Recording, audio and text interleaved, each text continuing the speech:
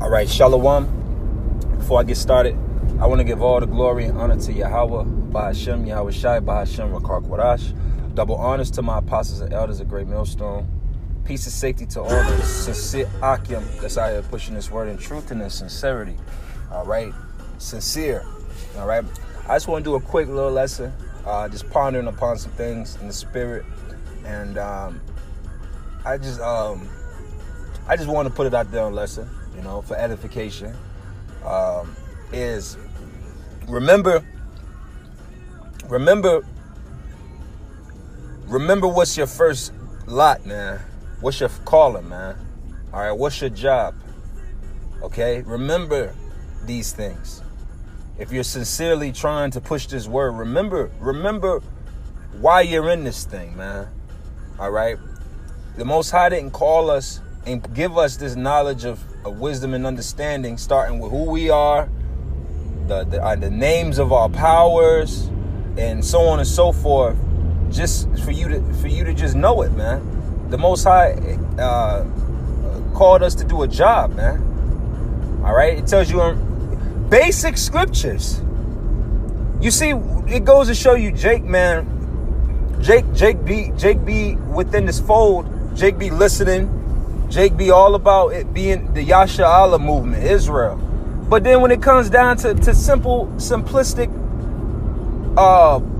basic one-on-one scriptures, Israel one-on-one scriptures, that's why this is going to be another installment. I haven't done one in a few days, so this is going to be another installment of Back to the Basics, man. And remember your calling, man. Remember why you was called. You were called to do the work, man. All right, we weren't called in this thing to get together and eat grilled chicken and drink beers and crack jokes and vent on the fucking black man and black woman in America, man, and talk about what the goddamn devil's doing to you. All right, the Most High called us into this ministry to push this word. All right, fish for the hopeful elect. Tells us in Jeremiah 16:16. All right, I shall send forth fishers, and they shall fish. And then I shall send hunters, and they shall hunt. Okay? But remember these things. Because, see, Jake, see, you know, I remember when I first came into this truth, and I started listening to the apostles and elders, you know, I remember them going so hard at Jake, you know. This was, you know, years ago, watching older videos of the apostles and elders. They used to go super hard on Jake, you know, cursing him out. And you know, and I remember like, damn, you know, but I was young. I didn't know necessarily the extent of, but you know, as you grow in this, you can see, yeah, they have 20, 25, 30 years of seeing the bullshit that Jake bring, man. Jake want everything, but don't want to put the time or the energy and the effort in, man. All right? And that's why the spirit be so heavy on the apostles and elders, starting with Apostle Tahar, to push that energy of. He just spoke about this in one of his last videos. If you don't want to, if you're not a doer, if you're not on fire about this word, all right, then get the hell up out of here, man.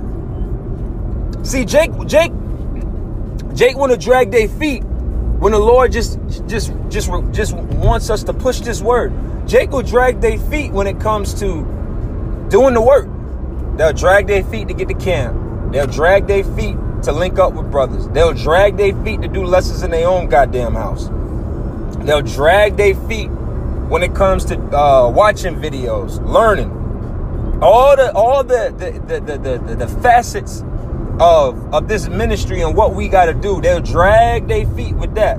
But let the shit hit the fan today. They want the Lord to come expediently. Now they want the Lord to hustle, you know, put some pep in his step to say they black ass out of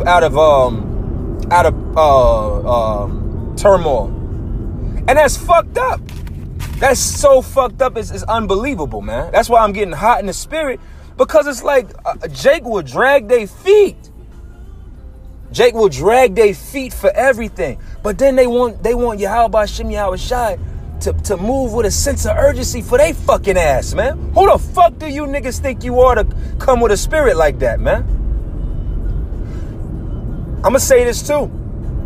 All right, you people with this spirit, you better read Matthew 12 and 36, man.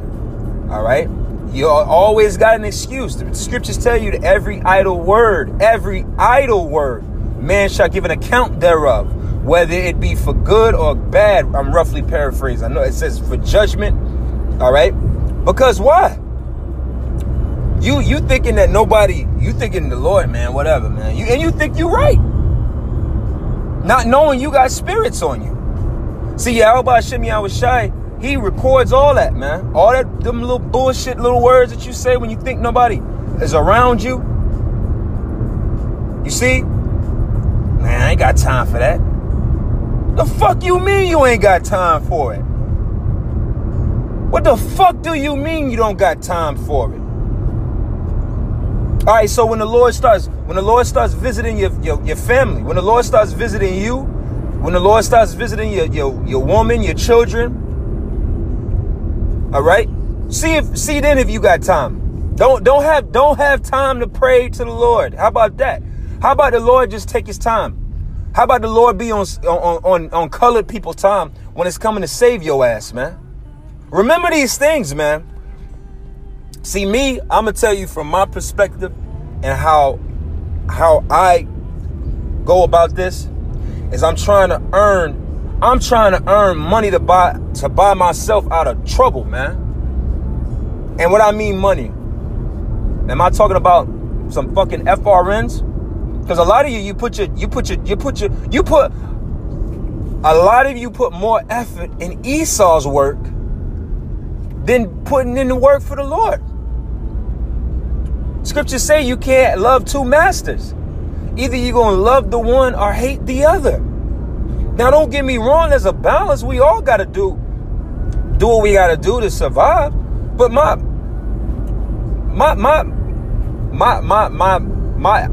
not invested in this shit here. All right. I'm invested in the work of gmsihatemylife2 because that's what I want. I want to be paid for that. Fuck these FRN crumbs that Esau give us, man.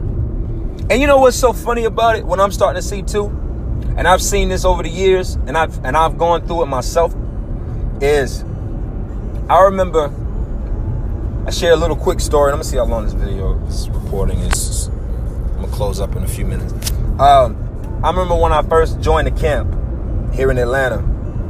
I had just got this job, management position for this job, and at first it really didn't work too in my favor for going to camp and things of that nature, and brothers understood and had mercy on me because they understood that he's just going through it, you know what I'm saying, the spirit will work it out, so I'm working this job, and basically 2 Saturdays out the month, I was basically missing camp. I was getting 1 Saturday off for sure, where I had a whole Saturday off. The other days I was working, I would have to get off. I would get off at like 6, 7, and by that time, the camp was wrapping up. I didn't have a vehicle at the time. Well, I did, but just the way where I was working at and things of that nature, it just wasn't, I didn't drive to work, so I would ride the train. So what I would end up having to do is after getting off of work, I would have to walk to the train station, catch the train, ride the train down to the camp, then walk from the train to the camp. And that was just a lot of times. So a lot of times, which even so, I still was doing that.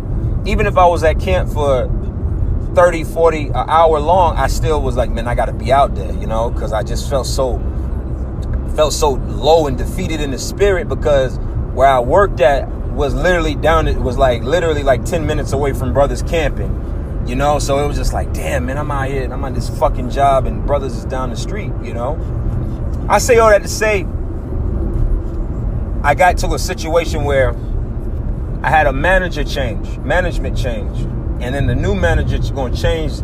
I had that Saturday off where basically I was looking forward to going to camp because I hadn't been. And then you changed the schedule. Now, I already had another job. I had 2 jobs at the time, you know. But at that point, I was like, man, fuck this, man. You're not going to keep me from going to where I want to be at and where I know I need to be at. And I quit that job, man. And I say to say, when the spirit of Yahweh Shem Yahweh Shai can tell that you sincerely want to push his word, you sincerely are about his ministry, he's going to make ways for you to do what he needs you to do, because you're a vessel. All right? So he's going to make it happen for you. And I've seen it time and time again. Now, on the flip side, Jake that always are full of excuses. Jake that aren't on fire. See, Jake, and I'm learning this, and I see this, and I understand why, which the scriptures tell you to accredit not a friend quickly. You know what I'm saying? To be not hasty to accredit a friend. And I see that, you know. And I understand why the apostles and elders be so hard on us, man. Because they done seen a lot of men talk that talk just to end up being ain't shit niggas, man. You know? And I say all that to say, I done seen the flip side. I done seen it where brothers, no matter what they schedule, they still going hard. They working, they still pushing videos, they still linking up with brothers, and the Most High will make a way to get them to do what he needs them, what he wants them to do. Now on the flip side, now we're gonna speak about the flip side of Jake. You had Jake. I can't, you know I'm working. I can't make it. I can't make the new moon. I can't make the class. I'm gonna be late to camp today. You want to link? I gotta make sure I finish this job up. Everything's always surrounded by shit that ain't gonna fucking matter. The scriptures tell us in 2 Peter's that the fashion of this, well, it tells you, no, that's Corinthians. It tells you that basically, roughly paraphrasing, that the ways of this world is going to melt away with that fervent heat. And what manner of man shall we be? What manner of man should you be, knowing that that the Lord is about to destroy this fucking place? What manner of man should you be? Should you be a man that's looking to be all tied up in your job, when the scriptures clearly tell us in Matthew, the 6th chapter, that the Lord give us pray for the Lord to give us our daily bread? You see? So I done seen Jake. And you know where all them Jakes that like that are? That make 1,001 excuses. I can't do this. I can't do that. I can't do this. I can't do that. They ain't in the camp no more, man. All right? So take this as an example and as a sincere exhortation. Because if you got this spirit on you, you're not going to last. I trust and believe that. You're not going to last. If you just full of excuses, you know, you don't. Here it is, Jake. And I done learned this, man. This is a real nigga trait, man. Jake puts their energy in exactly what the fuck they want to do. Jake will make time for anything they want to make time for. All right? If Jake want to go play basketball, he will make time. I done had Jake around me like that. Jake can't do this and can't do that. But he may not. I ain't got a car to get to camp, man. Oh, but you ain't got a car. But how the fuck you get to the gym to go play basketball? You see? You reap what you sow. Remember that. Remember that. You reap what you sow. So you ain't fooling nobody. All right? And I'm talking to myself too. Because this world tries to make you lazy and be on some whatever shit, like, put it off. Man, that's off, man. I don't want the Lord, and I hope you brothers, sincere brothers, don't want the same thing either. I don't want the Lord to be lazy when it comes to saving me.